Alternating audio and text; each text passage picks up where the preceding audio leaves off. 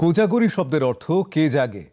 কথিত আছে এই কোজাগরি পূর্ণিমার রাতে মা লক্ষ্মী গৃহস্থের ঘরে ঘরে উঁকি দিয়ে দেখেন কে রাত জেগে তাঁর আরাধনা করছে, তাঁকে আশীর্বাদ করেন তিনি। সদ্য বিদায় নিয়েছেন মা উমা। ভারাক্রান্ত মন নিয়েই ধন সম্পদ ও সৌভাগ্যের অধিষ্ঠাত্রী দেবী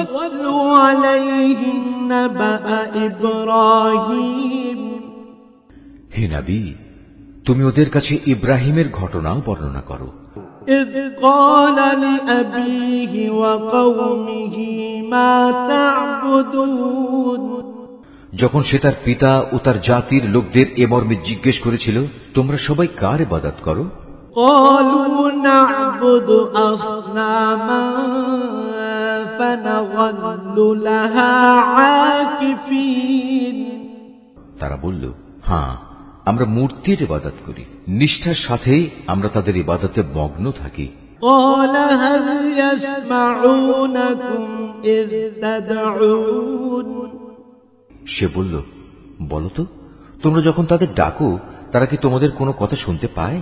أو ينفعونكم أو يضرون অথবা তারা কি তোমাদের কোনো উপকার করতে পারে, কিংবা পারে কি তোমাদের কোনো ক্ষতি করতে?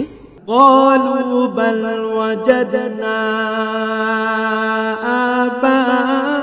آباءنا كذلك يفعلون তারা বলল, না, তা পারে না, তবে আমরা আমাদের বাপদাদাদের এরূপে এদের ইবাদত করতে দেখেছি।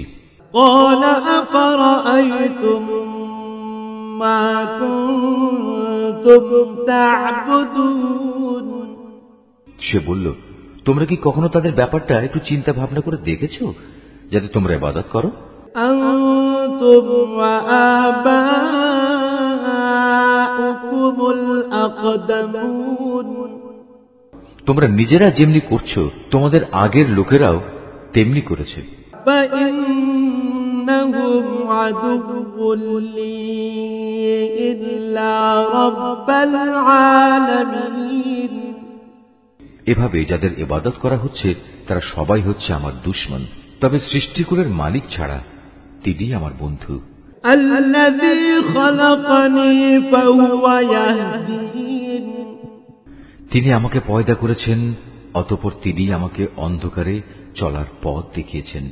والذي هو يطعمني ويسقين তিনি আমাকে আহার্য দেন, তিনি আমার পানীয় সরবরাহ করেন। وإذا مرضت فهو يشفين আর আমি যখন রোগাক্রান্ত হই তখন তিনি আমাকে রোগ মুক্ত করেন।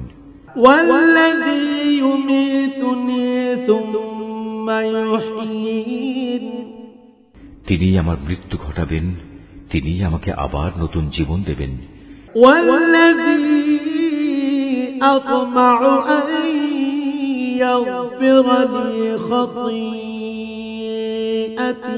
يوم الدين শেষ বিচারের দিন তাঁর কাছ থেকে আমি এ আশা করব, তিনি আমার গুনাহসমূহ মাফ করে দেবেন।